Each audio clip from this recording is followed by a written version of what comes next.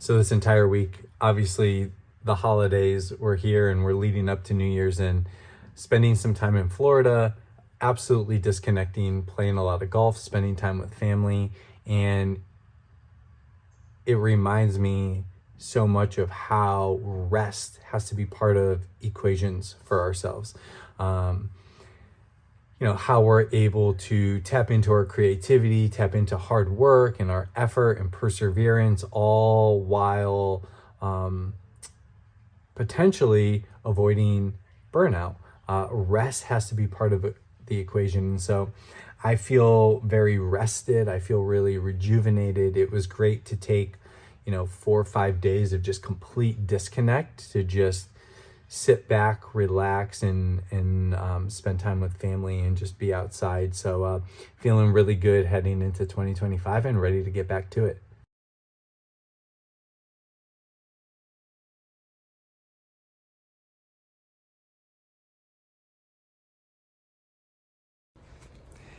As we're wrapping 2024 and heading into 2025, so many people are in a space of reflection, reflecting on this prior year from a business perspective, career perspective, life perspective, health, finances, all the things, taking inventory on how the year went, setting new goals, setting new milestones that you want to achieve the next year. Just a huge time of year for all of those things. And I think it's so critical, and I think it's so important that we set goals, that we have milestones that we're working towards and progressing towards. But one of the things I want to introduce you to right now, and something that I've found so valuable in my life, and to actually see things start to come to life and begin to be reality, is through this one word: intention. It's important to have goals, but sometimes we end up with too many, or we lose track of them, or we give up on them, or we don't feel like they're going to actually come through. And so we stick them to the side, and we're so attached to that outcome, right? We're so attached to the actual destination of it all. And one of the things that I have found very valuable to myself and my work and my life is committing more to the embodiment of what allows those things to show up. So for 1 year recently, my word was settle. Can I settle and go deeper into my work, my relationships, my health, etc.? Can I settle into those things instead of spreading myself too thin?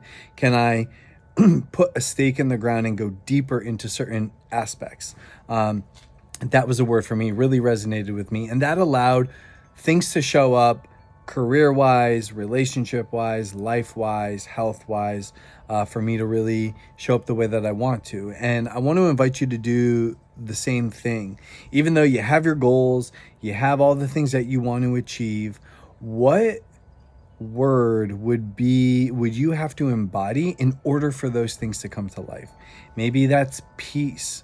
Maybe that's self. Maybe that's growth. Maybe that's perseverance.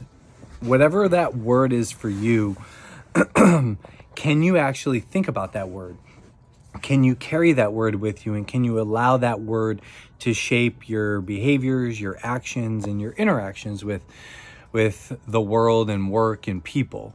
It makes it very tangible. It helps your goals and your things become a reality, because you're no longer focused on, will I achieve this in my business, or will I be able to, from a health lens, be able to do blank? Well, if your word is just discipline, how does discipline get to show up in health? How does discipline get to show up in business?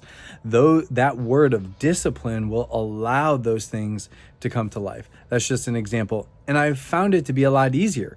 We always hear about, I heard something the other day that was talking about, it's like the second week of July or January is when most people leave all of their goals for the new year, right? Their New Year's resolutions just go by the wayside. And how I always think about, how can we do it in a way that actually by the end of a year, we feel proud about what we've done? And for me personally, it's been more about committing to who I want to be and what one word can drive all of that for me. And it makes it easier. You have your goals, you write them down, you know where you're going towards, but you don't have to worry about all those things because you know that one word is going to push you in those directions. And the other thing I like about it too is it allows you to evolve and grow throughout the year, right? Change happens. So, discipline today, discipline in January may look way different than discipline in September of 2025. So you get to be the judge, you get to take inventory, you get to reflect on how that word shows up. My word heading into 2025 is all in. Can I go all in? So rooted in truth, that's so rooted in integrity, that's so rooted in values and beliefs. Can I just be all in on what I want to be and what I want to contribute to from a perspective of health and wellness, relationships, career? Can I go all in on those things? And what does that get to look like?